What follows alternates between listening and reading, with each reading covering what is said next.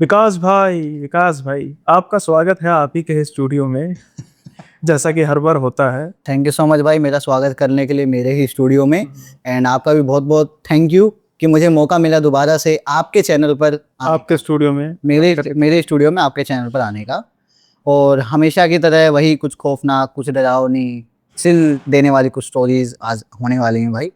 तो भाई सीधा स्टोरी से स्टार्ट कर। वही है, नहीं तो गालियां पड़ेंगी। नहीं तो गालियाँ वो तो वैसे भी आपको पड़ेंगी, खैर अभी तो दोनों को पड़ती है।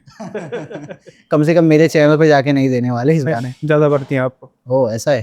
खैर लोगों से सबसे पहले कहना चाहूंगा, बाहर से कुछ आवाजें आ रही, बाहर कंस्ट्रक्शन चल रही है, तो उसको थोड़ा सा इग्नोर करने की कोशिश करें। हम भी ट्राई करेंगे कि एडिटिंग में वो कम से कम आए या ना ही आए। ना आए। सुनील भाई आज ना कुछ वैसे दो इंसिडेंट्स हैं जो मैं कवर करने वाला हूँ, देखते हैं क्या पता मल्टीपल भी इंसिडेंट्स कवर हो जाए। सही है। सबसे पहले जो स्टोरी है वो एक लड़की की है जो कि 4 साल की है। कुड यू बिलीव भाई कि 4 साल की लड़की जो इन सब चीजों से गुजर रही है, वो ना तो किसी को बता सकती है, ना समझा सकती है, और ना ही उसको एक्चुअली भी पता है कि ये चीज असली है। अब वो 4 साल की लड़की को ये भी नहीं पता कि जो चीजें उसे दिख रही है, महसूस हो रही है, वो सच में उनसे डरना चाहिए, वो पैरानॉर्मल है, वो सच वो मतलब सेफ नहीं है। उनको कुछ भी नहीं पता है उस एक 4 साल की लड़की के साथ क्या क्या होता है। भाई ये स्टोरी है ईशा की। ईशा दिल्ली में ही रहती है एंड बेसिकली वो बिलोंग करते हैं हिमाचल से। तो ये जो इंसिडेंट है, अभी ईशा दिल्ली में, अभी सी इज अराउंड 24-25। अच्छा, काफी पुराना किस्सा। काफी पुराना किस्सा, जब वो 4 साल की, 20 साल 5 साल की। हाँ 2003 या 4 की, या ऐसे कुछ 20 डालते हैं। उस टाइम ये ना अपने होम टाउन में रहा करते थे, जो कि हिमाचल में है। हिमाचल का गाँव का नाम तो मैं नहीं ले पाऊंगा अभी। तो हिमाचल में गाँव है।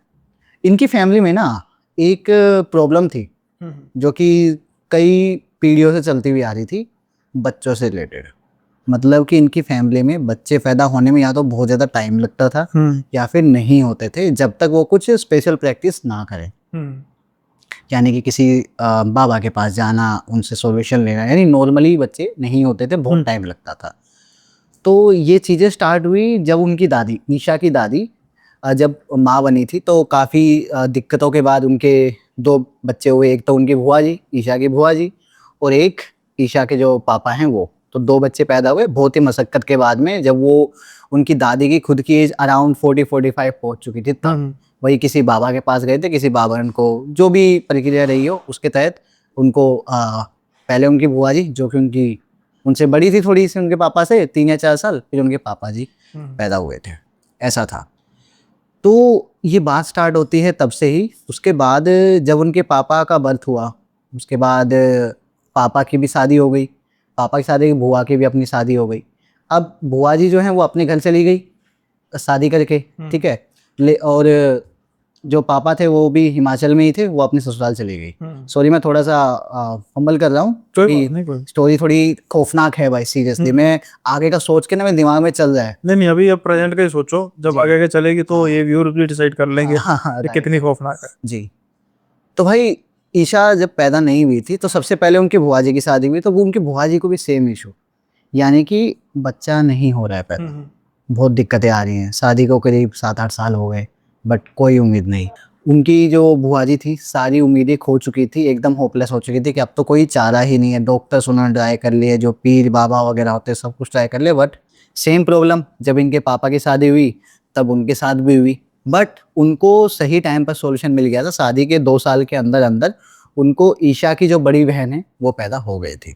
तो घर में एक तो इतनी दिक्कतों के बाद एक बेबी हुआ है, तो भाई एक खुशी की लहर ना अजीब ही मतलब दौड़ पड़ती है। सभी खुश रहते हैं, सभी को अच्छा लगता है कि काफ़ी दिनों बाद, काफ़ी सालों बाद घर में एक बच्चे की किलकारी गूंजेगी, ऐसा रहता है। लेकिन ये चीज़ सोच के ना, जो उनकी बुआ जी थी जिनका नाम मालती है, मालती ना थोड़ी सी खुश तो थी, बट थोड़ा दुख भी था कि मेरा बच्चा नहीं हो रहा है। वो जब पता लगा तो उनकी माँ ने बोला कि मालती तू परेशान मत हो, टेंशन मत ले। जब ये प्रिया, ईशा की माँ का नाम प्रिया है, जब प्रिया को बेबी, दूसरा कोई बेबी होगा ना, तो वो ये तुझे दे देगी। उनकी दादी ने बिना उनसे पूछे ये बात बोल दी। अब मालती भी खुश थी। मालती भी ईशा को बहुत प्यार करती थी कि हाँ मेरी भतीजी है ना। और वो खुश इसलिए ज्यादा थी कि अब जब दूसरा बेबी आएगा वो मेरे पास होगा, इसलिए वो ज्यादा खुश थी। तो वो ईशा को भी अच्छे से रखती थी, प्यार करती थी। ईशा की मम्मी प्रिया जो उनकी भाभी थी उनसे भी अच्छे से रहती थी, उनके साथ भी। तो सब कुछ सब मतलब परिवार पूरा खुशहाल फैमिली जो होती है ना, पूरी हैप्पी फैमिली वो थी। अब दादी ने पूछा प्रिया से, ईशा की मम्मी से, कि सेकंड बेबी का क्या प्लान कर रहे हैं। तो उन्होंने बोला नहीं अभी नहीं करेंगे, अभी थोड़ा सा टाइम हमें चाहिए, थोड़ा सा हम सेटल होना चाहते हैं, उसके बाद हम करेंगे। तो दादी ने कोई प्रेशराइज नहीं किया, ठीक है जैसा तुम्हें सही लगे अपने हिसाब से देख लेना। तो करीब ईशा की बड़ी बहन होने के 5 साल बाद उन्होंने सेकंड बेबी प्लान किया, यानी कि ईशा जब पैदा होने वाली थी। तो जैसे ही ये बात मालती को पता लगती है तो वो खुश कि चलो फाइनली अब मेरा बेबी आएगा। क्योंकि ईशा तो अभी जो ईशा की बड़ी बहन थी वो तो उनकी प्रिया की बेटी हो गई थी, और प्रॉमिस किया गया था दादी के द्वारा कि जो सेकंड बेबी जो भी होगा वो तुम्हें मिल जाएगा। तो खुश थी। तो सबसे ज्यादा अगर कोई खुश था इस प्रेगनेंसी से तो वो थी मालती। अब मालती प्रिया का पूरा ध्यान रखती है, हर चीज़ का, डॉक्टर्स के पास जाना, रिपोर्ट्स लाने में हेल्प करना, उनकी डाइट का ध्यान रखना, सब कुछ। और बाकी की फैमिली ये चीज़ देखकर बड़ी खुश किया, देखो कितना प्यार है, कितना कोऑपरेशन है, कितना सही है। नहीं तो बुआ में और भाभी में मतलब टसल होती है, कैसा चलता है। तो ऐसा कुछ भी नहीं था। बाकी बाहर वाले लोग भी देख के उसकी प्रशंसा करते मालती की, मालती यार तू तो बहुत सही है, ऐसा कुछ है, ठीक है। अब लगभग 5 साल के बाद ईशा पैदा होती है। अब मालती ने 5 साल इंतजार किया है कि कब वो बेबी आए और वो मेरा हो। प्रेगनेंसी के बाद जब हॉस्पिटल से प्रिया घर आती है अपनी बेबी को लेके गोद में, तो जैसे ही वो घर में घुसती है मालती उसकी गोद से ना वो बच्चा यानी कि ईशा को छीन लेती है। छीन लेती इन द सेंस कि ऐसे गोद से लेता है लाओ वैसे। तो वो ले लेती है और फिर कहती है ओ मम्मी के पास आके कैसा लगा, तुम मम्मी के साथ चलेगी ना, अब हम दोनों साथ रहेंगे, ऐसे ऐसी बातें करने लगी। अब प्रिया को ना थोड़ा अजीब लगा कि क्या बात कर रही है, मम्मी के साथ, मम्मी से मिलके कैसा लगा, मम्मी के साथ चलेगी ना, क्या रही है। उसको समझ नहीं आया, उसने लाइटली लिया उस चीज को। लेकिन वो देखते कि जो मालती है वो ईशा को प्रिया के पास ना रुकने देके अपने पास ज्यादा रखती है। जब देखो उसे कुछ एक्स्ट्रा ही प्यार करे, उसको मतलब बुआ ना बुलवा के मम्मी, कि मैं तेरी मम्मी हूँ, देख ऐसे मत रहो, खिला रही है ना। तो उसको थोड़ा अजीब लगा। उसने पूछा भाई ये क्या चक्कर है, मम्मी मम्मी क्यों आप कह रहे हो ऐसे, अजीब लग रहा है उसको थोड़ा। तो उसने कहा कि मेरे को तो प्रॉमिस किया था। बोल किसने? बोलो ये आपकी जो सास है उन्होंने, मेरी माँ ने प्रॉमिस किया था कि आपका जो भी सेकंड बेबी होगा वो मुझे मिलेगा।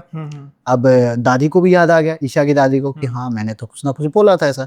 तो उन्होंने प्रिया को बताया कि हाँ प्रिया मैंने ऐसा बोला था, क्योंकि इनको तो बेबी हो नहीं रहा है और ये काफी परेशान रहती थी। आपको तो एक बेबी ऑलरेडी, एक लड़की ऑलरेडी हो चुकी है, दूसरी लड़की हो गई है, आप भी इनको दे दीजिए, है ना, तो पूरा फैमिली मतलब फुलफिल हो जाएगा।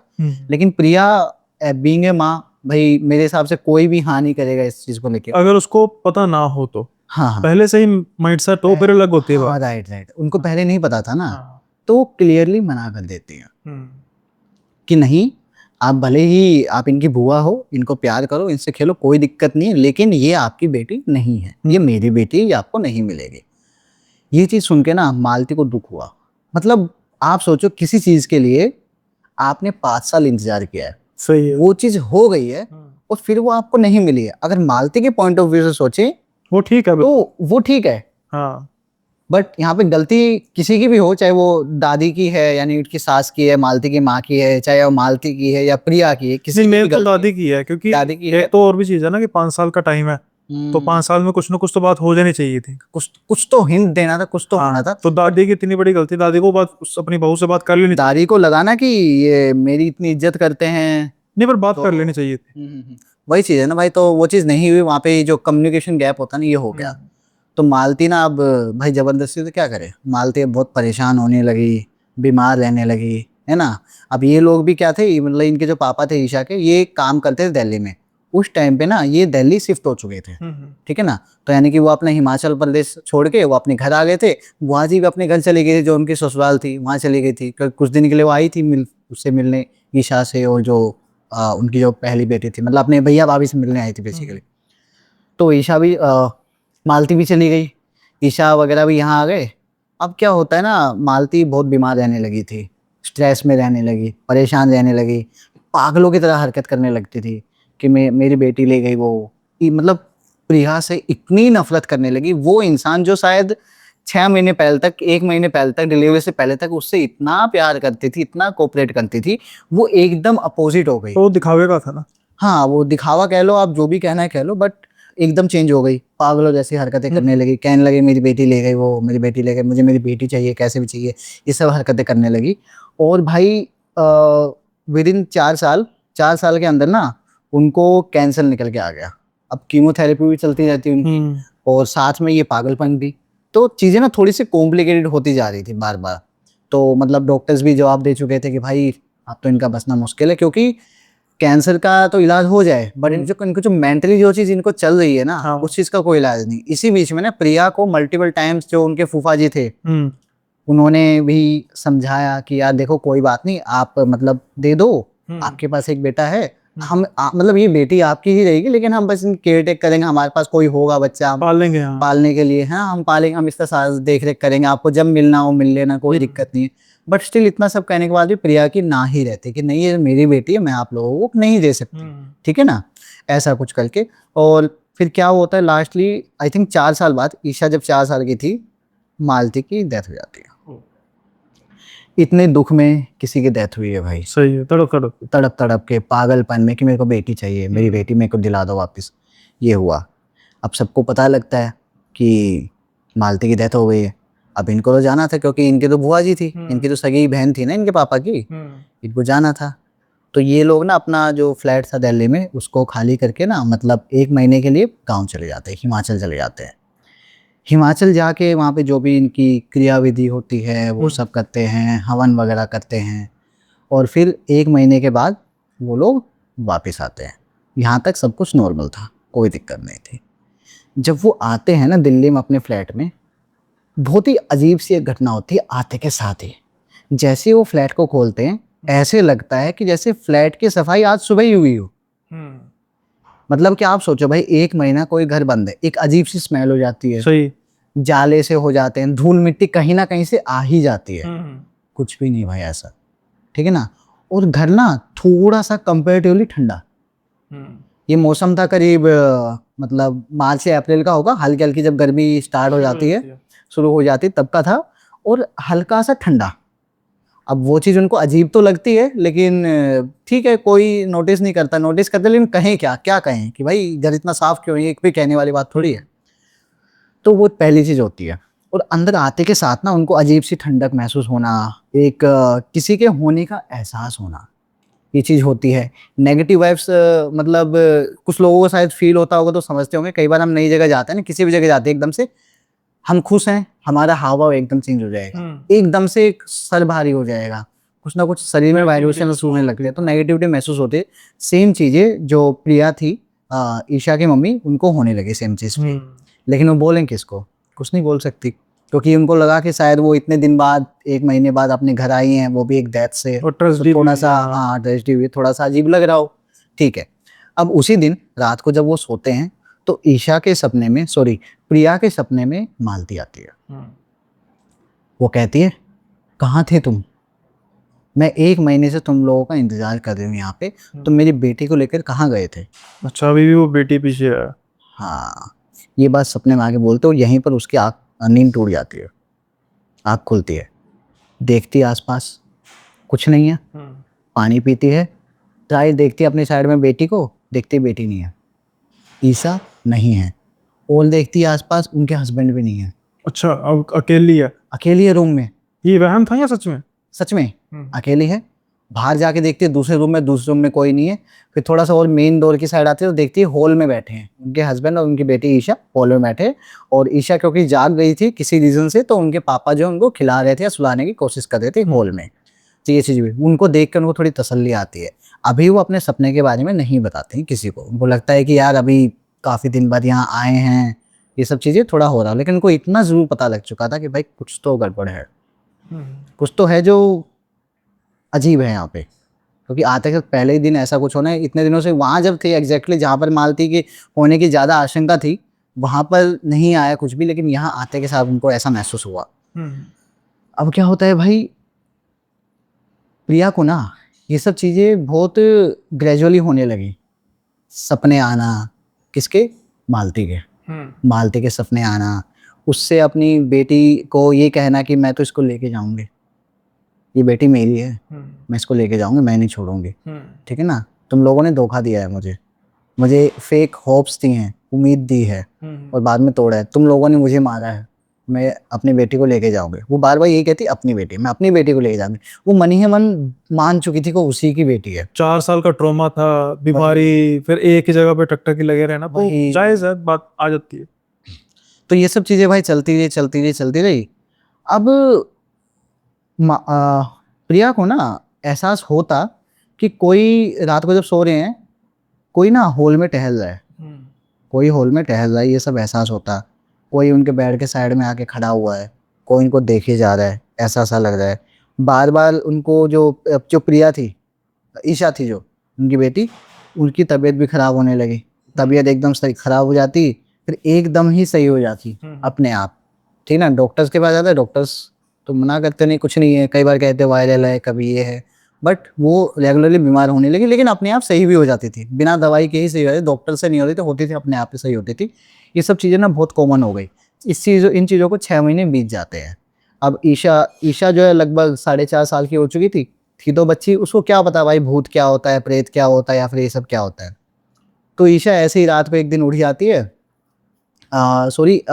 ईशा उठती है उस दिन ना, वो लोग हॉल में सो रहे होते हैं क्योंकि गर्मियाँ ना अब थोड़ी सी पीक पर आ गई थी शायद गर्मियाँ, और रूम में ना थोड़ी सी उमस ज़्यादा थी। गर्मियाँ नहीं, बारिश का मौसम आ गया था, मानसून टाइप। ठीक है ना, बारिश का मौसम आ गया, तो उनका जो कमरा था ना उसमें थोड़ी सी कुछ इशू था, मतलब सीलन का या कुछ ऐसा। तो वो लोग ना उस टाइम पे ना हॉल में सोना स्टार्ट किया उन्होंने। अब हॉल के जस्ट सामने किचन थी। अब ईशा की रात को आँख खुलती है और उनको ऐसा लगता है कि किचन में कोई बैठा है। ईशा जो 4.5 साल की लड़की है, बच्ची है, उनको दिखता है कि किचन में कोई बैठा है और वो उनको बुला रहा है, ईशा इधर आओ, ईशा मेरे पास आओ। ईशा को बुलाई जा रही है और ईशा उस आवाज़ को इग्नोर नहीं कर पा रही। उसको क्या पता इस आवाज़ को इग्नोर करना, नहीं पता उसे। वो जाती है और उनको दिखती है अपनी काकी, वो मालती को काकी बुलाते थे। उनको दिखती है काकी, अपनी काकी के पास नहीं आएगी, अपनी माँ के पास नहीं आएगी, वो ऐसे बुलाई जा रही है, बैठकर ऐसे इशारा करके बुला रही है। ईशा उनकी तरफ जा रही है और एकदम से पता नहीं क्या होता है, ईशा रोने लगती है। जैसे ही ईशा रोने लगती है, उसकी मम्मी पापा की आंखें खुल जाती हैं। वो पकड़ती हैं, पूछते हैं क्या हुआ बेटा, क्या हुआ। तो कह रही हैं यहाँ काकी है, काकी बुला रही है मुझे, काकी बुला रही है, काकी दिख रही हैं। और वो डरते डरते, मतलब बच्ची डरी, रोने लगी और बता रही है कि मेरे को काकी बुला रही है। और जब वो बता रही है तब उसको स्टिल मालती दिख रही है, ईशा को वो दिखाई दे रही है कि वहां पे कोई बैठा है, उसको बुला रहा है। उन लोगों को कुछ दिखाई सुनाई नहीं दे रहा है। वो उनको थोड़ा सा प्यार करते हैं, सुलाते, कहते नहीं नहीं कोई काकी नहीं है, सो जाओ, सुला देते हैं। सुबह के लगभग 5-6 बज चुके थे और वो फिर उसको सुला देते हैं कैसे भी करके। अब ये चीज़ ना रेगुलरली होने लगी, रेगुलरली किचन में किसी का आभास होना। अब प्रिया को दिखने लगी, अभी तक क्या था, अब ईशा को दिखने लगी। अभी तक प्रिया को सपने में दिखती थी, अब ईशा को रियलिटी में दिखने लगी चीजें। और उसका जो रूप था वो भयावह था या नॉर्मल था? मालती का वही था, मतलब वैसा जैसे इंसान, जैसे बुआ जी थी उनकी वैसे ही थी, काकी मतलब उनको कहते, तो वैसा ही था, तभी बच्ची पहचान पा रही है, ठीक है ना। रूप नॉर्मल था बस, लेकिन पता तो ईशा को भी है कि भाई वो नहीं है, मर चुका। पर इतनी होश होती नहीं ना 4 साल की उम्र में कि हाँ। जैसे आमतौर पर बच्चों को ये कह देते हैं कि भगवान जी के पास चले गए, हाँ। लेकिन इतना नहीं होता कि वो कभी आएगा नहीं। बट एक होता है ना भाई, एक सिक्स सेंस हर किसी में होती है। तो मतलब जैसे मेरा भतीजा है ना, हाँ। तो मैंने जैसे कहा था ना, जब लास्ट टाइम आपके पास फर्स्ट पॉडकास्ट हुआ था जी, तो मेरे एक संत जी हैं, वो शरीर त्याग गए थे, हाँ। तो बस वो थोड़ी थोड़ी होश में उसके बच्चे गया, वो तो मतलब था 4-3 साल का था, 4.5 साल का था। अब वो 5 साल का। तो 2 भाई, मतलब एक मेरे मासी सगे उनके साथ थे, वो उनकी डेथ हो गई है। तो भाई जी साथ आते, अकेले आते हैं ना, तो वो पूछता है कहाँ गए, कब आएंगे, वो उनको क्यों नहीं लेकर आए। तो पता तो है, जैसे कहते हैं जी कि भगवान जी के पास चले गए, लेकिन ये नहीं ना पता कि भगवान जी के पास जाने के बाद कोई वापस नहीं आता।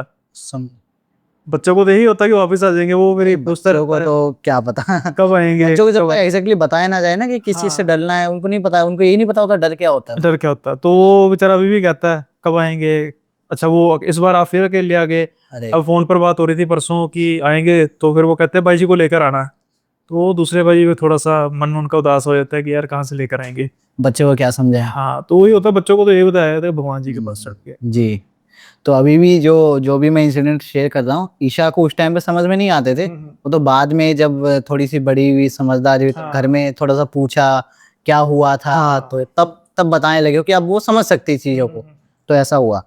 तो यहाँ तक ना ईशा को भी चीजें दिखने लगी थी, महसूस होने लगी थी, काकी दिखती थी उनको बेसिकली। 6 महीने बीत चुके थे उनकी डेथ को, और ये चीजें लगातार होती जा रही थी।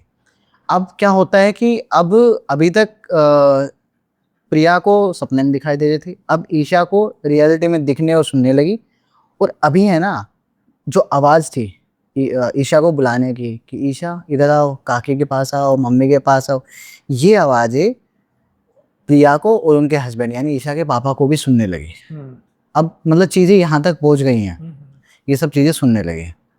अब मामला सीरियस होते जा रहा है। या प्रिया ने कहा अपने हस्बैंड को कि मुझे ना सही नहीं लग रहा है, हम बहुत बड़े खतरे में पड़ने वाले हैं। काफ़ी दिन हो गए इन चीज़ों को इग्नोर करते हुए, मुझे लगा मेरा ही वहम है, लेकिन प्रिया को ईशा को डेली बेसिस पे ये चीज़ें हरकतें होना, ये चीज़ें ना सही संकेत नहीं है, तो हमें कुछ ना कुछ इलाज करवाना पड़ेगा। अब जो उनके हस्बैंड हैं वो दिल्ली में काम करते थे यहीं पे, तो वो कहते हैं कि उनकी जानकारी में उनके कोई आसपास में सर्कल में ही कोई प्रीस्ट है, तो मैं उनको बुला के लाता हूँ, वो शायद हमारी हेल्प कर पाए। अब उनको भी एग्जैक्टली नहीं पता किनके पास जाना है, क्या करना है, तो प्रीस्ट को बुला लाते हैं। वो अगले दिन प्रीस्ट आता है घर पे, और प्रीस्ट देखता है कि जैसे ही अंदर घुसता है वो समझ जाता है प्रीस्ट कि भाई आप लोग बिल्कुल सही कह रहे हैं, यहाँ पे कुछ ना कुछ गड़बड़ है। और ट्रस्ट मी, ये मेरे बस की बात नहीं है। अच्छा, उसने पहले हाथ खड़े कर दिए कि भाई यहाँ पर है कुछ, लेकिन ये मेरे बस की बात नहीं। आप प्लीज किसी और एक्सपर्ट को बुलाओ, किसी ऐसे इंसान को बुलाओ जो इन चीजों से लड़ सके, क्योंकि सच में बहुत खतरनाक शक्ति यहाँ पर है, जो बहुत ही जल्द ना आपके जो फैमिली के ऊपर ना संकट आने वाला है। बहुत भारी शक्ति है। प्रीस्ट को अंदर घुसते के साथ पता लग गया, और प्रीस्ट वहीं से ही बाहर हो गया ये चीज बोल के।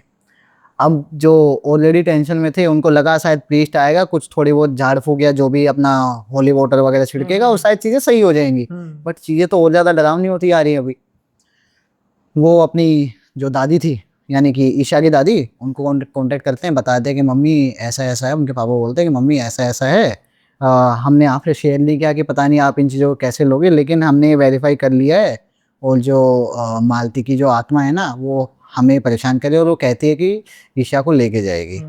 आप बताओ कुछ, क्योंकि हम तो किसी को जानते नहीं। आप शायद आप मतलब पहले भी इन सब चीज़ों से रह चुके हैं ना, कि जब बच्चे पैदा हुए तब बाबा बाबा के पास जाना, के पास जाना, तो आप लोगों को पता होगा।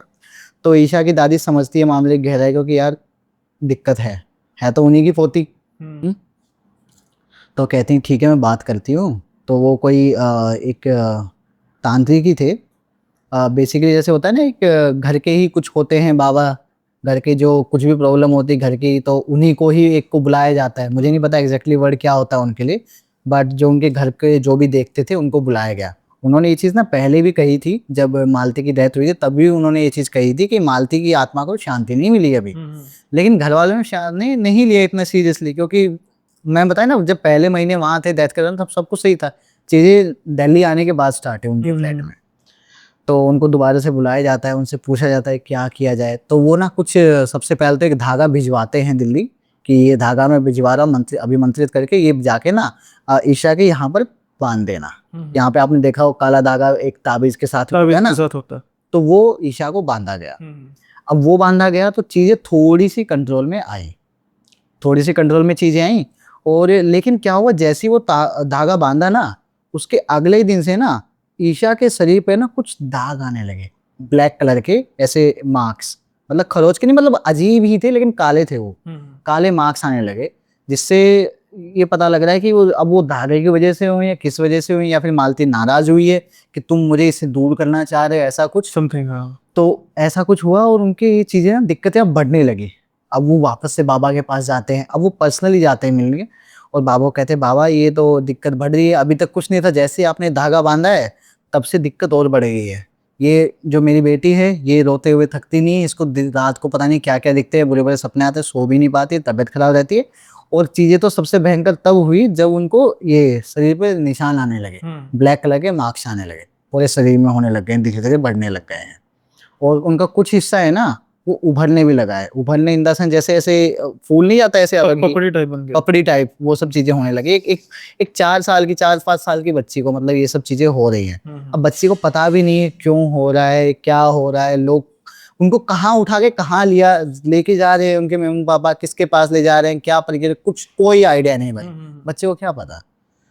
ये सब चीजें हो रही हैं। अब बाबा जी ना एक हवन के बारे में बताते कि हमें ना ये हवन करना पड़ेगा, ये पूजा करने पड़ेगा। तो जैसे ही वो हवन के लिए तैयारी करते हैं, उनको घर भेजते हैं कि ठीक है हम अगले इस शनिवार को हम ये पूजा करेंगे, ये हवन होगा।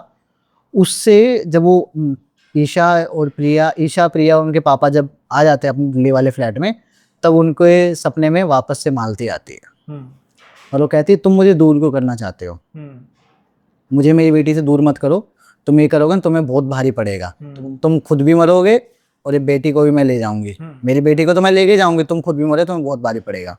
तो चीजें इतने ज्यादा हैवी हो चुकी थी भाई, यहाँ तक कि जो प्रिया है ईशा की माँ, वो एकदम से ना चिल्लाने लगती है। अब ईशा और ईशा के पापा बेडरूम में हैं, हॉल में प्रिया चिल्ला रही है मालती का नाम लेके कि मालती क्या प्रॉब्लम है तुझे, जब एक बार मैंने बोल दिया तेरी बेटी नहीं है, क्यों परेशान कर रही है, तो सच में इससे प्यार करती है ना, तो इसको सही रहने दे हमारे पास, तो इसको मार के क्या साबित करेगी।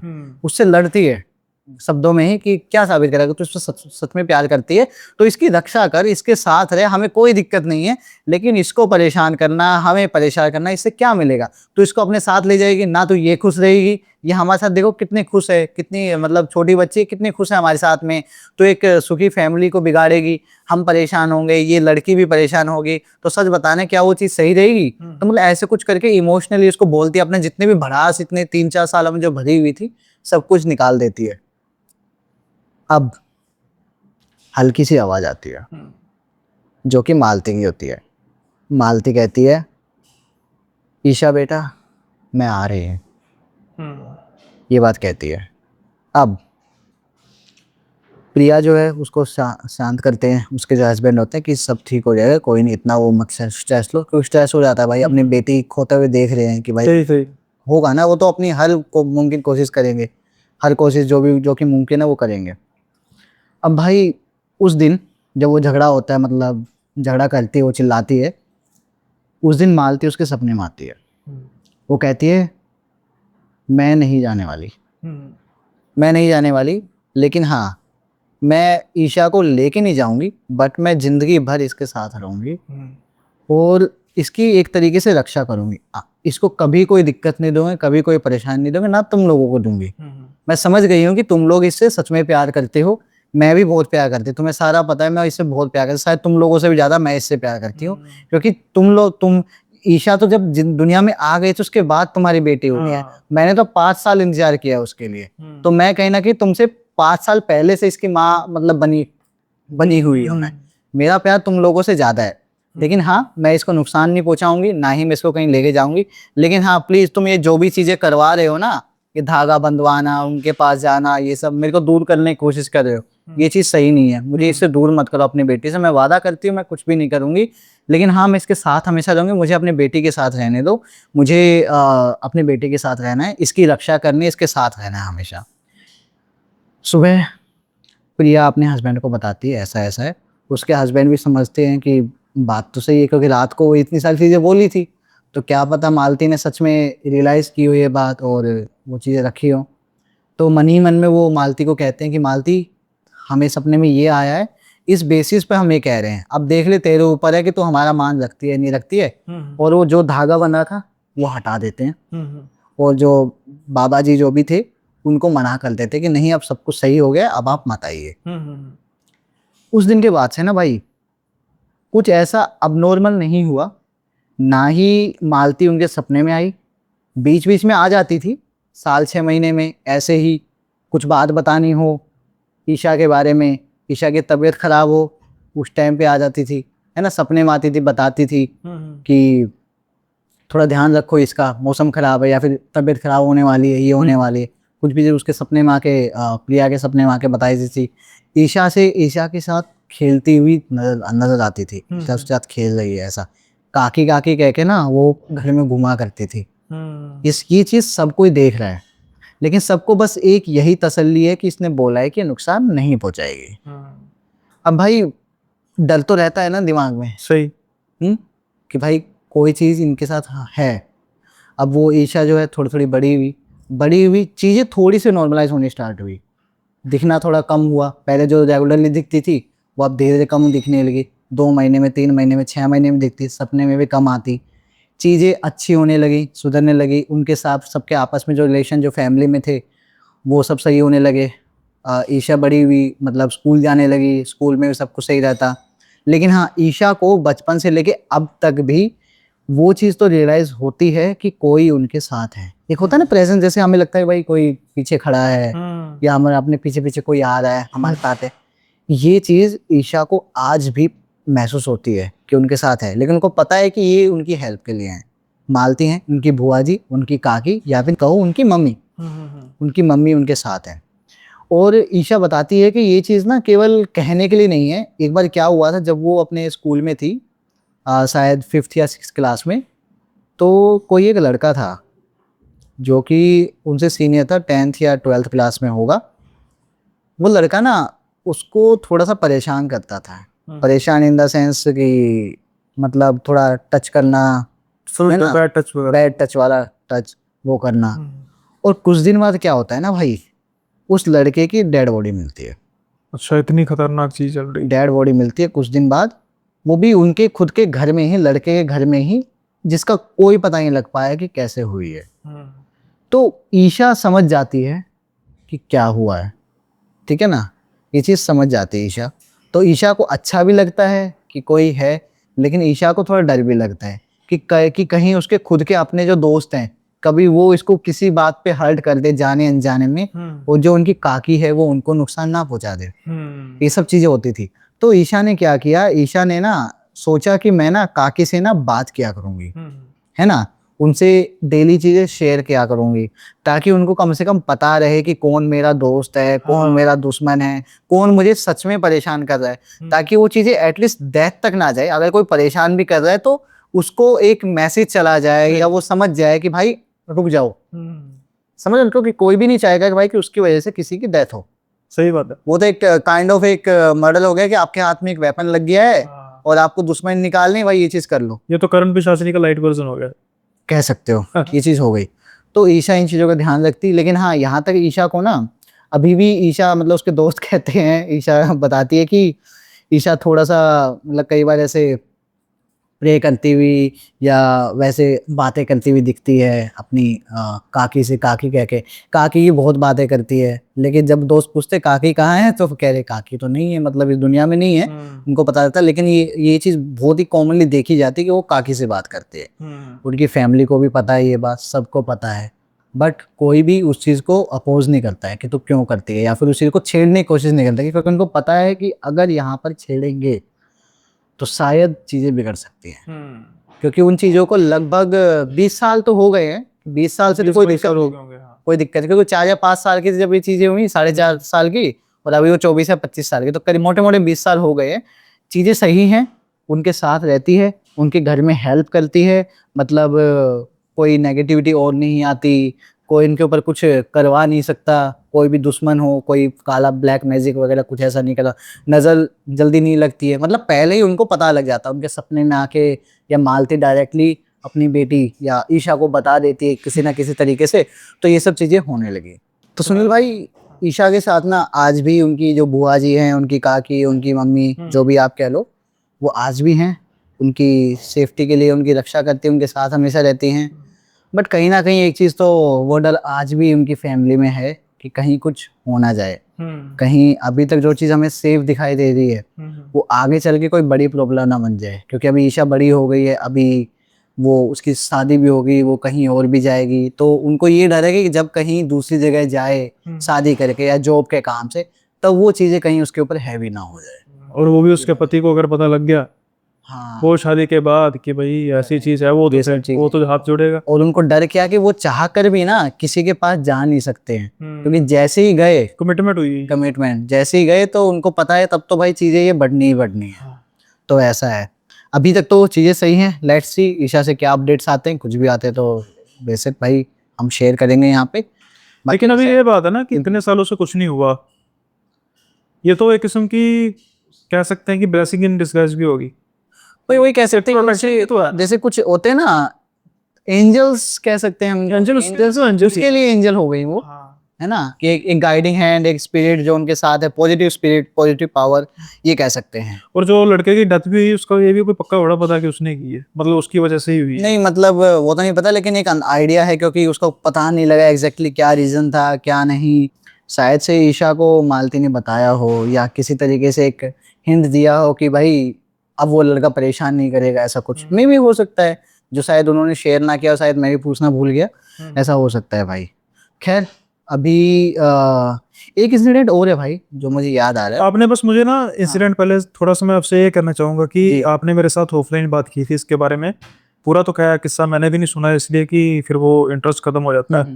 लेकिन मैंने आपसे बस ये पूछा था कि ईशा ने कहा था कि आपसे रिक्वेस्ट की थी कि मतलब अगर आप वो पॉडकास्ट पे आपसे बात कर सके, तो फिर आपने मना क्यों कर दिया? मतलब इसका रीज़न है, रीज़न हालांकि उस टाइम तो एग्जैक्टली मुझे भी नहीं पता था, लेकिन जब मैंने इस चीज़ पे सोचा तो मुझे लगता है एक रीज़न तो ये था स्पेसिफिकली, क्योंकि मैं नहीं चाहता कि भाई कोई आए और उसके साथ कोई भी चीज़ यहाँ तक चल के आए। उसके लिए वो पॉजिटिव है, बट वी डोंट नो हमसे क्या गलती हो जाए, क्या चीज़ हो। दूसरा, हम उसके दोस्तों के सामने या उसकी फैमिली से उसके और भी दोस्त देखते तो वो चीज़ें सामने आती निकल के, भाई इसके साथ कोई ना कोई रहता है, वो सब चीज़ें। तो भाई सबके अपनी पर्सनल लाइफ है, प्राइवेट लाइफ है, हमें नहीं पता ना वो पर्सनल लाइफ में कैसे जी रही हैं, सबको तो नहीं बता रखा होगा ना उन्होंने कैसा। पर ईशा ने फिर मना किया था आपको? पहले तो मना किया था आपको? पहले तो उन्होंने नहीं, वो तो चलो पॉडकास्ट के लिए आपने मना कर दिया, फिर ईशा ने आपको मना किया था कि आप ये प्लीज स्टोरी किसी से मतलब बताएंगे नहीं, क्योंकि उसका पर्पस ये था कि वो आपके पॉडकास्ट पे बताएं। तो फिर वो मान क्यों गई कि मेरे चैनल पे आपने जब बात की उस ईशा से कि सुनील भाई के चैनल पे मैं बात करूँ, तो मान क्यों गई? इसका रीजन ये था, पहला रीजन तो ये, वो इस बात को समझे कि अगर वो आएंगी वो बताएंगी तो कुछ इश्यूज हो सकते हैं उनके पर्सनल दोस्तों में या आगे चल के, क्योंकि ये नाम चेंज है। नाम अभी तो नाम चेंज है वैसे, टू बी ऑनेस्ट ईशा नाम नहीं है उनका। तो अभी मैं ईशा ही कहूंगा। तो ईशा को एक तो ये चीज रियलाइज हुई, क्योंकि देखो अपना काम क्या है ना भाई, देखो हमें ओनली स्टोरीज से या कंटेंट से मतलब नहीं है, हमें ये भी कल को कह के मान लो आज शूट हो गया, 2 दिन बाद 3 दिन बाद वो पॉडकास्ट लाइव हो गया, फिर वो खुद कह रहे हैं कि विकास भाई इनको हटा दो, सही क्या वो कर दो, फिर हमें भी दिक्कत है उनको भी दिक्कत। कई बार इंसान को खुद पता नहीं होता वही क्या कर रहा है, क्या कर रहा है, बाद में जाके पता लगता है। आपके साथ 2-3 बार हुआ भी है भाई, वो तो है 2-3 बार नहीं, ज्यादा बार जितना मुझे पता है। पॉडकास्ट शूट हुए हैं वो फिर कभी रिलीज ही नहीं हुए, ऐसा हुआ है। कई बार रिलीज होने के बाद भी वो अनलिस्ट हो गए हैं, प्राइवेट। हाँ ऐसा हुआ है भाई, बहुत होता है ये सब चीजें हैं। और रीजन बीइंग कि पहली बात तो ये भाई देखो, मेरे को ना कुछ ही प्लेटफॉर्म्स ऐसे हैं जहाँ पर मैं एज अ गेस्ट अपीयरेंस देता हूँ, स्टोरीज बताना पसंद करता हूँ। एक आप हो, एक मानस भाई हैं और एक सीके विष्ट भाई है, बस। इनके अलावा मैं किसी और चैनल पर नहीं गया हूँ शायद से, जितना मुझे याद है। और गया भी हूँ तो इसका मतलब वो अपने कुछ खास सर्कल के लोग हैं तभी गया हूँ। तो उनमें से भाई मुझे लगा कि सुनील भाई को बताते हैं। सुनील भाई क्यों? क्योंकि आप ना भाई, आपके पास ना लोग स्टोरीज आके शेयर करते हैं तो आप इस बात की गहराई समझ पाओगे कि भाई यहाँ पे आखिर में सच में प्रॉब्लम क्या है, और इस चीज का शायद वो एंगल आप मुझे दिखा पाओ जो शायद मैं नहीं समझा हूं अभी तक। Like blessing in disguise. Correct भाई, वो चीज मैंने ये वर्ड नहीं सुना था, मतलब मैं नहीं सोचा था कि ये वर्ड यहाँ पे यूज किया जा सकता है। उसके लिए वो ब्लेसिंग है, एंजल है। सच में भाई ये थी अजीब, खौफनाक इसलिए कि देखो आपकी बात बिल्कुल ठीक है कि बच्चों को ना, जैसे मैंने इसलिए आपसे पूछा था कि मतलब भयावह रूप तो नहीं था, क्या होता कि वो मुझे ना एक उस समय मेरे दिमाग में एक इमेज चल रही थी। अभी रिसेंटली आपने देखा होगा कि कुछ ना आज से कुछ साल पहले काफ़ी ज़्यादा इंसिडेंट्स हुए थे जो ये उस पर तेज़ाब वगैरह डालने के, लड़की बेचारियों को तेज़ाब डाल देते थे मनचले जो गुंडा बदमाश जो होते थे। तो एक ना फोटो थी, उसने मेरा दिल काफ़ी छुआ था। उसमें क्या था कि एक जो विक्टिम थी बेचारी और उसके हस्बैंड ने, उसकी मतलब शादी तय थी और किसी बदमाश ने, मनचले ने बेचारी का फेस खराब कर दिया तेजाब डालकर। तो ना वो लड़का बड़ा हिम्मती निकला, उसने फिर भी शादी की। तो कुछ समय बाद उनकी ना इमेज आई कि उसकी बच्ची हुई थी और वो मतलब अनफॉर्चुनेटली फेस तो बहुत ज़्यादा बिगड़ा हुआ था। बच्चे का? नहीं, अच्छा, लड़की का। हाँ, लड़की का। उसने उसने ठीक नहीं कराने थे। उसके हस्बैंड ने कहा कि ठीक है, जो हो गया सो हो गया, तो मैंने तेरी को सूरत देख के थोड़ा पसंद किया था, हिम्मत थी उसकी। तो मैं देख रहा था कि वो ना फोटो बड़ी प्यारी थी, मतलब वो बच्ची ना उसको देख के हंस रही थी, मतलब कुछ महीनों की होगी। और देखो उसके लिए एक रूप स्वरूप कुछ नहीं है, उसके लिए वो माँ है। उसके लिए माँ है, और उसको वो थोड़ी पता है। हाँ, उसको बड़ी पता, वो देखे हंस जो रही जो पैरामीटर्स हम लोगों ने सेट किए हुए हैं भाई, हाँ। कि ऐसा दिखना चाहिए, ये होना चाहिए, तो वो मेरे दिमाग में ना इमेज तब बन रही थी कि यार एक बच्चे के लिए कुछ मायने नहीं रखता कौन क्रूप है कौन स्वरूप है। हाँ, बच्चा जब ये सोसाइटी का पार्ट बन जाता है ना, जब समझने लगता है, या फिर मैं कहूँ उसको समझाया जाता है इस तरीके से कि क्या चीज़ हमारे लिए सही है, क्या चीज़ हमारे लिए गलत है, कौन सुंदर है कौन सुंदर नहीं है, ये सब चीज़ें बाद में सेट किए जाते हैं, जो कि इनिशियली ना भाई आप नोटिस करोगे, जो कि इनिशियली मैटर ही नहीं करते भाई। ऐसा है। बाकी भाई आपने कहा था कि विकास एटलीस्ट मुझे 2 इंसिडेंट्स चाहिए। दूसरा बताओ फिर क्या। दूसरा बताता हूँ। दूसरा भाई बेंगलोर से है। हम्म। ये मेरे एक खास मित्र, खास दोस्त का है। उनका नाम पता नहीं लेना चाहिए नहीं लेना चाहिए, नहीं, नाम नहीं लेते अगर उसको कोई क्योंकि लोग प्रॉब्लम है जानते लेगा हैं। ना। मैं गारंटी देता हूँ लोग जानते हैं उनको। अच्छा, ठीक है। कहीं मेरे पॉडकास्ट पे तो नहीं आए? नहीं, आपके पॉडकास्ट पे नहीं आए हैं। वो है उड़ीसा से, उड़ीसा से हैं। और ये कहानी है तब की जब वो जॉब करते थे बेंगलोर में। आज से करीब शायद 10 या 12 साल पहले की बात है। वो बेंगलोर में जॉब करते थे, कॉल सेंटर में काम करते थे, बीपीओ में काम करते थे। अच्छी खासी जॉब थी, सही था सब कुछ, बट बेंगलोर में जो स्टैंडर्ड्स हैं रहने के, ज़्यादातर लोग ना रूम अफोर्ड नहीं कर सकते इंडिविजुअली। वो या तो शेयरिंग फ्लैट्स में रहेंगे या तो पीजीज में रहेंगे।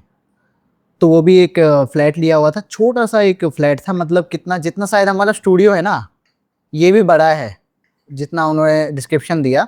मतलब इतना होगा रूम का साइज। जो 2 सिंगल वाले बेड होते हैं ना, पतले वाले के, जिसपे एक ही इंसान लेट सकता है, वो करवट लेगा तो बेड खत्म है, करवट लेगा तो इतना बेड। उस रूम में 2 बेड आते हैं और बीच में बस इतनी सी जगह है कि आप चल सकते हो, यानी कि एक लैपटॉप जितना आप ये समझो, दोनों बेड्स के बीच एक आधा फुट मोटा मोटा इतना। तो ये रूम साइज है, ठीक है ना। उसी रूम में वॉशरूम है, उसी रूम में किचन नहीं है, क्योंकि किचन शायद कॉमन है, या मतलब साइज ये है, स्टूडियो अपार्टमेंट टाइप हो गया, स्टूडियो अपार्टमेंट समझ लीजिए आप। तो ये रूम का साइज है। एक रात वो बताते हैं, उनका ना एक रूममेट आया, नया आया था, एंड ही वाज अ मुस्लिम। ठीक है। जो मेरे दोस्त थे वो हिंदू हैं, और वो थोड़ा सा मानते भी हैं, हिंदुज़म में, स्पिरिचुअलिटी में बिलीव करते हैं, भगवान में मानते हैं, पूजा पाठ करते हैं। But he is not like कि डेली करना है, मानते हैं, दिल में है, मन में है, बट वो नहीं कि डेली बैठना है भाई 1 घंटा, आधा घंटा, 15 मिनट पूजा पाठ करनी। कभी मन किया तो कर लिया, कभी मन किया तो मंदिर चले गए। इस टाइप से उनका था, यानी कोई फिक्स नहीं था कि ये डेली पूजा पाठ होगी, ऐसा था। तो उनका एक फ्लैटमेट आता है जो कि मुस्लिम होता है। उसके लगभग 1 हफ्ते बाद ना, वो रात को सो रहे थे और वो बताते हैं कि खिड़की से ना, खिड़की भी इतनी, बिल्कुल इतनी छोटी सी, वो बेड के बीच में, दोनों के बीच में, एक रोशनदान कहूँगा, खिड़की तो नहीं कहूँगा उसको। उनको ऐसा महसूस हुआ कि खिड़की में से ना कोई बहुत बड़ा पक्षी अंदर आया है और वो साइड में आके बैठ गया है, उनके बेड पर साइड में आके बैठ गया है, ऐसा उनको लगा, फील हुआ। फिर इनको ये फील हुआ कि वो जो पक्षी है ना, या वो जो जो भी चीज़ आई है अंदर, वो उनके दोस्त में बदल गई है। यानी कि उन्होंने साइड में देखा तो उनको ऐसा लगा कि उनका दोस्त आया है और उनका दोस्त बैठा है अपने बेड पर, ठीक है ना, ऐसा उनको महसूस हुआ। फिर एकदम से उनकी आँख खुलती है, तो ये एक सपना था। उनको रियलाइज हुआ कि एक सपना था, और देखते हैं तो उनका जो दोस्त है वो सच में वहां पर बैठा हुआ है, लिटरली। अच्छा, बैठा तो बेड पे बैठा हुआ जैसा उसने सपने में देखा। हाँ। अब उनको थोड़ा सा अजीब लगा कि यार ये क्या, मतलब हो सकता है, कई बार लगता है कि यार हो सकता है मैं थोड़ा सा नींद में हूँ, मैंने देखा हो सच में कि बैठा है और वही चीज़ मैंने विजुअलाइज कर ली, ऐसा कुछ, और सपना कुछ चल रहा हो दिमाग में। तो उन्होंने दोस्त से बात करी, तू सो नहीं रहा है, सोया नहीं है? तो उनका, अरे भाई पता नहीं क्या बात, आज नींद नहीं आ रही है, कुछ ऑफिस का टेंशन है, तो इसलिए बस थोड़ा सोऊंगा, अभी ट्राई कर रहा हूँ मैं। मैंने कहा ठीक है। नॉर्मल हुए तो यही सो गए। नेक्स्ट डे क्या होता है ना, वो देखते हैं कि उनका जो दोस्त होता है ना, वो कुछ बड़बड़ा रहा है। वो उस टाइम तो नहीं टोकते हैं, जब वो रुक जाता है तो उसके बाद वो उनको कहता है कि भाई क्या बड़बड़ा रहा तू? कुछ मतलब ये तुम्हारे जो इस्लामिक कल्चर में कुछ कोई प्रे वगैरह होती है वो कर रहा था, क्या कर रहा था? नहीं नहीं नहीं, वो कहता नहीं भाई मुझे एक्चुअली ना कुछ ऐसा नेगेटिव फील हुआ कि कुछ यहाँ पर ऐसा है, ये मुझे फील हुआ और इसलिए मैंने एक पता नहीं कुछ होता है, मेरे को याद नहीं आ रहा, जैसे अपने में हनुमान चालीसा होता है ना, वैसे उनमें भी आयतुल कुर्सी। जी जी, आयते कुर्सी, ये होता है कुर्सी होता है ना, आयतुल कुर्सी। आयते कुर्सी। तो उन्होंने वो पढ़ी है, उन्होंने बोला कि वो पढ़ के मैंने फूकी है, तो यहाँ पे कुछ है। तब उन्होंने बताया कि भाई सही बताऊं, मेरे को भी ना सपना आया था कल ऐसा कि कोई पक्षी आया है उड़ के, वो साइड में बैठा है और मेरी आँख खुली और तो बैठा है। तो कह रहा है भाई वो तेरा शायद से सपना नहीं था, मुझे भी कुछ ऐसा सा ही फील हुआ, मतलब एग्जैक्टली पक्षी नहीं बट कुछ अजीब सा फील हो रहा था रात को, मेरे को नींद नहीं आ रही थी और मैंने तो तुझे ऐसे ही कह दिया, तब तेरे को क्या समझाऊं मैं कि क्या फील हो रहा है क्या नहीं, तो मैंने कह दिया भाई ऑफिस का टेंशन है थोड़ा इसलिए नींद नहीं आ रही है। तब उनको लगा कि भाई हो सकता है कुछ बात हो। अगले दिन क्या होता है ना भाई, वो ऑफिस से आते हैं, अब उनकी शिफ्ट का क्या सीन था कि जब जो मेरा दोस्त है, जब चेतन की शिफ्ट होती तो वो सोते, यानी कि वो फ्लैट डे नाइट मतलब अपोजिट, एक आता दूसरा जाता, एक आता दूसरा जाता, बहुत ही रेयरली ऐसा होता है कि दोनों एक साथ मिल रहे हैं छुट्टी वगैरह का दिन वाले वीकेंड दिन। और वीकेंड्स भी उनके क्या थे, रोटेशनल थे, यानी कि चेंज होते रहते, ऐसा था, ठीक है ना। तो बहुत रेयरली ऐसा होता था कि दोनों को एग्जैक्टली टाइम मिल पाता कि उस फ्लैट के बारे में डिस्कस कर पाए, बात कर पाए। अजीब दोनों को लग रहा है, ये अपने हनुमान चालीसा में लगे हुए हैं, वो अपने आयते कुर्सी डेली बेसिस से फूक रहे, और वो इंसान जो पूजा पाठ में इतना ध्यान नहीं देता था वो एक मंदिर लगा लेता है वहां पर अपने बेड के जस्ट साइड में, ठीक है ना, मंदिर लगाता है, पूजा पाठ डेली होने लगता है। अब जाके क्या होता है ना, उस दिन एक दिन जब इन चीजों को करीब करीब 1 डेढ़ महीना हो गया, तो एक रात को दोनों ही होते हैं कोइंसिडेंटली, और उनको ना ऐसा महसूस होता है कि जैसे उनके रूम के बाहर से ना कोई ऐसे जा रहा, जैसे परछाई से नहीं दिखती कि पैर खड़े हैं फिर ऐसे चले जाए, ऐसा सा कुछ फील हुआ, ठीक है ना। अब फील दोनों का हुआ, और जो हंसी की आवाज आई एक, जो कि किसी बच्चे की लगी उनको लगा कोई बच्चा होगा 5-6 साल का ऐसा जो बाहर खेल रहा हो। अब आप बताओ भाई रात को 2-2:30 बजे कौन खेल रहा होगा? सही है। और वो भी एक फ्लैट है बेंगलोर में, एक ऐसा फ्लैट है जहाँ पे बच्चों का मतलब आसपास तक कोई चक्कर ही नहीं है, क्योंकि वहाँ पे ज्यादातर लोग जो सर्विस वाले जो बाहर से जो है, यानी कि फैमिली सिंगल रहते हैं, फैमिलीज नहीं है वहाँ पे, तो वहाँ पे बच्चा होने का कोई चांस नहीं था। दिन में फिर भी समझा जाए कि कोई खेलते खेलते आगे आसपास थोड़े प्लेग्राउंड्स वगैरह थे, बच्चे आ जाते थे, बट रात को ये चीज़ हुई। अब दोनों को वो चीज़ अजीब अजीब लगी, लेकिन हिम्मत किसी में नहीं कि जाकर दरवाज़ा खोले। दरवाज़ा खोले कैसे, क्या पता भाई क्या चीज़ निकले और वो चीज़ उनके ऊपर हावी हो जाए। चेतन भाई तो इतना नहीं मानते थे, बट वो जो दूसरे जो थे उनके रूममेट वो बड़ा मानते थे। वो उनको बताते रहते थे कि भाई जिन बहुत खतरनाक होता है, जिन के बारे में बताते थे, और एंटिटीज जो इस्लामिक जो एंटिटीज होती हैं, हालांकि वो तो क्या धर्म देखती हैं, कुछ नहीं देखती हैं, बट फिर भी आप थोड़ा बताते, अपनी नॉलेज शेयर करते कि भाई ऐसा ऐसा होता है, ये होता है, ये चीज़ें खतरनाक होती हैं, इन चीज़ों को सीरियसली लेना चाहिए, ये सिम्टम्स होते हैं जो कि उन दोनों को फील होने लगे। इनिशियली सेम सपना आना या फिर सेम चीज़ें दिखना, उसके बाद दोनों का थोड़ा थोड़ा नेगेटिव फील होना, दोनों को अलग अलग तरीके से वो चीज़ें हुई। तो उसके बाद उन्होंने ना अगले दिन कुछ आसपास के लोगों से पूछा कि भाई तुम्हें भी कुछ ऐसा फील होता है, कोई बच्चा रात को आगे खेलता है क्या, डिस्टर्ब करता है? उन्होंने उस तरीके से नहीं बताया, बोले कि यार पता नहीं कौन बच्चा आया था रात को, तो बड़ा डिस्टर्ब करता था, यहाँ बाहर खेल रहा था, हमें डिस्टर्ब, सोने में नहीं दिया रात को, ठीक से नींद भी नहीं हुई, ऑफिस में पता नहीं कैसा होगा। उनका बच्चा नहीं यार, हमारे यहाँ तो कोई नहीं आया बच्चा, ठीक है ना। तो उन्होंने अपने जो लैंडलॉर्ड थे उनसे, नीचे जब वो नीचे रहते थे, उनसे पूछा कि यहाँ आसपास कोई बच्चा है जो अक्सर आ जाया करता है? तो उनका नहीं यार बच्चा तो नहीं है, बट हाँ करीब आपके आने से करीब 3 या 4 महीने पहले ना एक बच्चा था जो ऊपर आपके लिए ऊपर जो फ्लैट ना वहाँ पे खेलता था, मतलब ऐसे खेलते खेलते आ जाते, क्योंकि पास में प्लेग्राउंड था, और वो ना गलती से छत से गिर गया था, खेलते खेलते ऐसे वो छत से गिर गया था। तो ऐसा है, अब उनको वो चीज़ थोड़ी सी ज़्यादा रिलेटेबल लगी, क्योंकि बच्चा खेलता हुआ नजर आता, उनको ऐसा लगता है कि बच्चा खेल रहा है हंसता हुआ और वो गायब हो जाता। तो वो बच्चा ना केवल उन्हीं को दिखाई दे रहा है, उन्हीं को ही नजर आ रहा है, और ये ना पहला इंसिडेंट था। उस बच्चे की डेथ को शायद अभी हो चुके थे 6 महीने करीब, क्योंकि 2-3-4 महीने उनको रहते हुए लगे, उनसे 3-4 महीने पहले वो डेथ हुई। 7-8 महीने हो गए। 7-8 महीने हो गए। और ये पहला इंसिडेंट था कि किसी ने ऐसे खेलते हुए बच्चे की बात की है। अब हालांकि जो ओनर था उसको लगा कि भाई हो सकता है इनका वहम हो, पूरे दिन काम में लगे रहते हैं। तो भाई करीब उस बच्चे की डेथ को अब 7-8 महीने हो चुके थे, यानी कि उनके आने से 3 महीने पहले, 3 या 4 महीने पहले उनकी डेथ हुई थी। उनको 3-4 महीने हो चुके, ये सब अजीब चीज़ें फील होते हुए।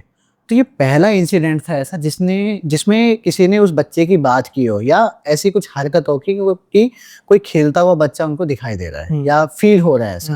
पहली ऐसी हरकत थी। तो उनके ओनर ने भी सीरियसली लिया नहीं, वही सोचा कि यार भाई ये बड़े टेंशन में रहते हैं, जॉब वॉब करते हैं, उसके बाद आके सीधा सो जाते हैं और चल जाओ कुछ दिमाग में। बट अल्टीमेटली क्या होता है ना, सेम फ्लोर पे ना और भी जो रूम थे, सेम फ्लोर पे 2-3 रूम और थे सेम ही फ्लोर पे, धीरे धीरे ना उनकी भी सेम शिकायतें आने लगी। पहली बार जब पूछा तो उनका कहना था नहीं ऐसा तो कुछ नहीं है, बट बाद में उनकी भी शिकायतें आने लगी। उनको भी रात को ना कई बार जैसे कोई दरवाजा खटखटा के भाग जाए, दरवाजा खोला कोई नहीं है, वो चीज़ें। और फिर बाद में बच्चों की जैसे ऊपर सीढ़ियाँ चढ़ने की आवाज़ है कि बच्चे सीढ़ियाँ चढ़ रहे हैं, ऐसी कोई आवाज़ है ना, वो भी रात को 12 बजे, 1 बजे, 3 बजे, 4 बजे ऐसे रात को आवाज़ है। तो लोगों को शक भी होता है, लेकिन लोग इग्नोर भी करते कि यार इतनी रात को देखना सही नहीं है, क्या पता क्या चीज़ हो।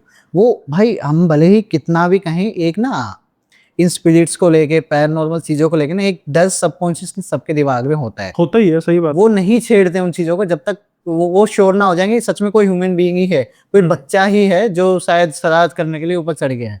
वो तब तक नहीं देखते हैं सब चीज़ें। भाई दिक्कत तब हुई जब बाकी के जो मतलब उसी सेम फ्लोर पे ना बाकी और भी 3-4 रूम थे, जब बाकी के लोगों को भी ना कुछ ऐसा एहसास होने लगा कि कोई बच्चा वहाँ पे खेल रहा है, और कुछ बच्चों की सीढ़ियाँ चढ़ने की आवाज़ आनी है रात को, कि कोई भाग कर सीढ़ियाँ चढ़ रहे हैं, ऊपर नीचे आ रहे हैं, जा रहे हैं, खेल रहे हैं इस तरीके से, और बच्चों के हंसने की आवाज़ें, ये सब चीज़ बहुत कॉमन होने लग गई थी। तो एक तरीके से ना वो बिल्डिंग ना थोड़ी सी फेमस हो गई थी कि इस बिल्डिंग में कुछ दिक्कत है ना। अब उस बिल्डिंग में लोग ना खाली करने लगे, जाने लगे। उस बिल्डिंग के जो रेट्स हैं, जो किराया था वहाँ का, है ना, फ्लैट का जो भी था, वो कम होने लगा। ओनर को दिक्कत कि भाई ये क्या हो रहा है, अभी तक सब कुछ सही था, ऐसा क्या हुआ कि ये चीज़ एक्टिवेट हो गई। कुछ तो हुआ होगा ना भाई।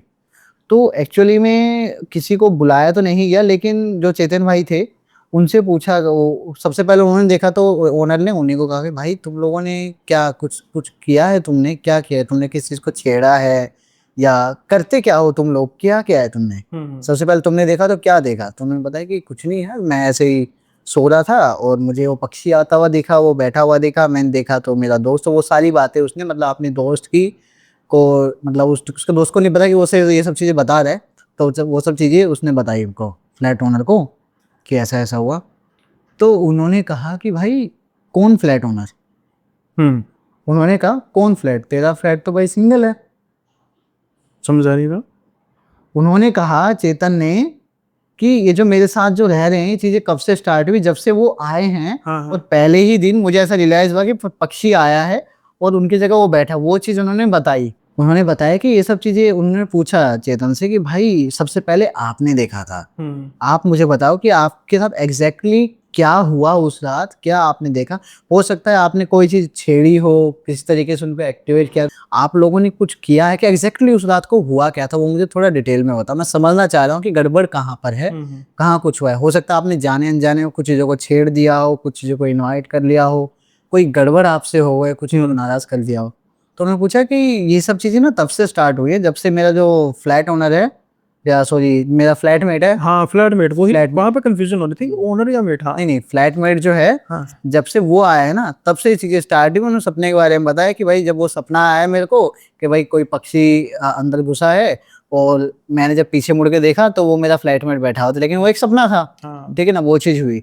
तो मैंने कहा कौन फ्लैटमेट, ये मेरी कंफ्यूजन थी क्योंकि हमने फ्लैट ओनर कहा था ना, फ्लैट ओनर मेट। हाँ ठीक है। उन्होंने कहा कि कौन फ्लैट में, कह रहा अरे वही जो वो लड़का मेरे साथ रहता है, मुस्लिम, हाँ जो मुस्लिम लड़का मेरे साथ रहता है। कह रहा भाई क्या बात कर रहे यार, आप अकेले रहते हो यार, आपका कोई फ्लैटमेट वगैरह नहीं है। तो कह रहे भाई मैं किराया तो दे रहा हूँ आधा। बोलो हाँ भाई किराया आप इसलिए आधा दे रहे हो क्योंकि आप एक वो दो लोगों का रूम है, उसमें 2 बेड धरे हुए हैं, ठीक है ना, आप अपने एक बेड का दे रहे हो किराया, अब आधे का नहीं ले रहा मैं, आपके फ्लैट से आधा ही कमा रहा हूँ, क्योंकि अभी चीजें ऐसी हो गई है दिक्कत कि यहाँ पे कोई रुक ही नहीं रहा है, समझ रहे हो ना, तो इसलिए आप आधा दे रहे हो। उनको ये दिक्कत कि भाई फ्लैट को जो मतलब प्राइस जो बात हुई थी कि भाई सिंगल दूंगा, है ना, बाहर इनको आएगा तो उससे लेना, वही चीज हुई ना, मतलब 2 लोगों का रूम है, 2 बेड है, तो ये चीज तो उनको बताया कि भाई अभी तक वो तेरा फ्लैट खाली ही है, मुझे नहीं पता तेरे साथ कौन रह रहा है कौन रह रहा है, ऐसा तो कोई लड़का नहीं है, मतलब मेरी जान में तो कोई है नहीं, जान में 24 रुपये कोई रह रहा हो तो कहता नहीं नहीं भाई कैसी बात करो, मेरा कोई दोस्त नहीं है, मैं तो 24 रुपये किसी को नहीं ठहरा रहा हूँ। कह अच्छा क्या नाम है उसका, तो कह रहा उसका ये नाम, उसने नाम बताया उनका, तो बोले कि नहीं नहीं भाई भाई क्या सच बताओ फैजान ही नाम था। कह रहे कि भाई नाम तो यही है फैजान। कह रहे भाई आप पहले यहाँ पे आए हो कभी? कह रहे नहीं भाई ये तो मेरी पहली जॉब है बेंगलोर में और ये मेरा पहला ही फ्लैट है जहाँ मैं रह रहा हूँ। कह रहा भाई फैजान जो है ना बहुत पहले यहाँ पे रहता था, बहुत पहले, और वो ना एकदम से गायब हो गया था, एकदम से गायब हो गया था वो, और उसका कुछ नहीं पता, उसका सामान भी यही वहीं पड़ा था, उसका सामान तो हमने उठा के थोड़ा साफ सफाई करके खाली कर दिया, काफ़ी दिन हो गए, ना कोई फ़ोन ना कोई कॉल, ना वो वापस आया और ना हमें उसके ऑफिस का एग्जैक्टली पता, क्योंकि वो आया था कोई 15-20 दिन रुका होगा और उसके बाद वो एकदम से गायब हो गया फैजान। तो अगर वो मिले तो भाई बताना मुझे। तो कह रहे भाई वो डेली तो आता है। कह रहे भाई कैसी बात कर रहे हो? तो उन्होंने सीसीटीवी दिखाया बकायदा कि भाई लिटरली कोई नहीं आ रहा है उस फ्लैट में, आ रहा है बट उसका प्रेत आ रहा है, चेतन अकेला ही रह रहा है इतने दिनों से, पता नहीं किसके साथ में, उसके साथ ही, बट उसकी समझ में तो फैजान जो है वो अपने ऑफिस भी जा रहा है, नॉर्मली काम भी कर रहा है, रातों को जग रहा है, रात को सो भी नहीं रहा है, बैठे रहता है रातों को, काम क्या बताता है, स्ट्रेस, ऑफिस का स्ट्रेस, ये सब चीजें बताता है। और फिर कहता है भाई जब वो गायब हुआ था ना, मतलब गायब हुआ था एकदम, उसी के कुछ महीनों बाद ही वो जो बच्चा जो छत से मतलब उसको भी मतलब समझ नहीं आया लोगों को एग्जैक्टली क्या, तो वो तो यही मानते हैं कि खेलते खेलते वो छत से गिर गया। हाँ बट वो भी एक तरीके वो अपने आप में मिस्ट्री है कि वो बच्चा कैसे मरा क्या हुआ, तो कह रहे वो चीजें हैं। तो कह रहा कि भाई अब उसने जो है वो कह रहा कि चेतन की भाई वो तो आयाते कुर्सी वगैरह जो होता है, आयाते कुर्सी पढ़ता है, आयातुल कुर्सी वो पढ़ता है। कह रहा भाई आपको आपने सुना है, आपको पता है कैसे होती है, मतलब कैसे बोली जाती है, क्या होता है, कहने नहीं होता है, आपको क्या पता क्या बोल रहा हो, क्या पढ़ रहा है, समझ रहे हो। तो ये सब चीजें भाई जब चेतन को पता लगी कि भाई ऐसा कुछ है, उन्होंने भाई सबसे पहला जो काम किया वो तो किया फ्लैट खाली, करना भी चाहिए सर, सबसे पहला काम फ्लैट खाली किया, नया रूम लिया। और जब उसने नया रूम देखा ना भाई उसकी खुशी का ठिकाना नहीं था, जो एक सेटिस्फेक्शन होता है कि वहां पर सबसे पहला तो एक असली फ्लैट मेट, और उसने जाके पूछा कि फैजान भाई आप है तो नहीं यहाँ पे, देख लो भाई अगर आप हो तो आप यहाँ पे कुछ तो नहीं नहीं ऐसा तो कुछ नहीं बोला, लेकिन उन्होंने देखा कि जिस फ्लैटमेट के साथ अभी वो नए नए शिफ्ट हो रहे हैं वहाँ पर एक मंदिर है, साफ सुथरी जगह है, यानी कि वो जो भी पर्सन है जो उनका फ्लैटमेट बनने वाला है वो ऑलरेडी भगवान की पूजा कर रहा है, उन चीज़ों में है। उनको लगा कि हाँ यहाँ थोड़ी सी पॉजिटिविटी फील हुई। पहले उनको नहीं पता था कि वहाँ पर नेगेटिविटी थी, लेकिन जब वो पॉजिटिव जगह में आए ना तब उनको फील हुई कि वहाँ पे वो कितना अंडर प्रेशर थे। ऐसे में पता क्या होता है भाई, एक अननोन एक अजीब तरीके का है ना प्रेशर हमारे पर, एक फोर्स होता है, भारी भारी फील करते हैं शरीर हमारा, सर हमारा, दिमाग हमारा, कंफ्यूजन होना, बहुत सी चीजें होती है। यहाँ पे आते हैं उनको बहुत ही लाइट लगा, बहुत हल्का फील होगा, जैसे कोई चीज उड़ गई हो, कोई भार उनके ऊपर है जो हट गया, ऐसा हुआ। लकीली भाई फैजान भाई उनके साथ नहीं आए यहाँ तक। अच्छा उन्होंने, हो सकता है चेतन भाई ने मुझे कुछ चीजें ना बताई और जानबूझ के कि एग्जैक्टली क्या है, उन्होंने बस इतना बताया कि विकास भाई वो दिन है, उसके जस्ट बाद मैंने अपने भाई फ्लैट चेंज किया, वहां पर कुछ साल काम किया, उसके बाद अभी उड़ीसा में मस्त रहता हूँ।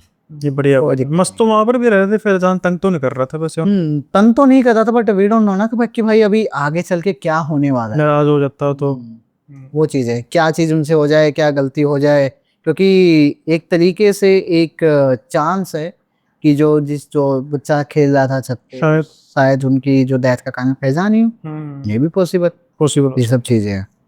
तो भाई ऐसा है, ये कुछ 2 इंसिडेंट्स थे, मुझे नहीं पता कैसा नहीं काफ़ी वियर्ड और खौफनाक भी। जैसे मैंने कहा कि बच्ची को एक चीज़ नज़र आ रही है जो असलियत में है ही नहीं, अब वही एक इंसान को एक ऐसा इंसान नज़र आ रहा है शायद जो अब नहीं है। जो नहीं है, सही जो बात। शायद स्ट्रेस में जिसने सुसाइड कर लिया हो, पता ना लगा हो। वो पता नहीं किसको। हाँ, बट अगर नजर आ रहा तो पॉसिबली फिजिकल फॉर्म में नहीं है। लेकिन फिर भी भाई बड़ा मजा आया, और अगला पार्ट भी जल्दी करेंगे। ऐसे ही ये सिलसिला वो चलता रहेगा। और आपको पता है कि इसके बाद फिर हम शूट करेंगे एक डिस्कशन मोड का, वो भी हम जल्दी पब्लिश करेंगे। तो भाई कैसी आप सबको स्टोरी लगी, आप जल्दी से कमेंट बॉक्स में बताइएगा। और साथ के साथ ही अगर आप कम्युनिटी ज्वाइन करना चाहते हैं एनबीएस पॉडकास्ट की, तो आपको डिस्क्रिप्शन में लिंक मिल जाएगा। साथ के साथ ही विकास भाई किसी इंट्रोडक्शन के मोहताज तो है नहीं, उनका चैनल द यंग पॉडकास्ट आपको पता ही है। वैसे मैंने भी वहीं से शुरुआत की थी, तो चाहें तो उनका चैनल भी आप सब्सक्राइब कर सकते हैं। एक से बढ़कर एक हॉरर पॉडकास्ट आते हैं। साथ के साथ ही जो कई लोगों को कुछ समस्याएं होती हैं, जो कह सकते हैं कि that is related to paranormal या फिर कुछ काला जादू समथिंग। हालांकि मैं इस बात में बहुत कम विश्वास करता हूँ, होता है लेकिन इतना भी नहीं होता जितना दिखाया जाता है। तो फिर भी अपनी समझ के अनुसार आप वो भी पॉडकास्ट को देखिए। आपको कुछ ऐसा महसूस हो कि आपको किसी सहायता की ज़रूरत है, तो शायद कोई पॉडकास्ट आपके काम आ जाए। आज का जो पॉडकास्ट है उसको यहीं पे समाप्त करते हैं। जल्दी मिलते हैं अगले पॉडकास्ट में नए गेस्ट के साथ। तब तक के लिए बाय बाय, अपना ख्याल रखिएगा।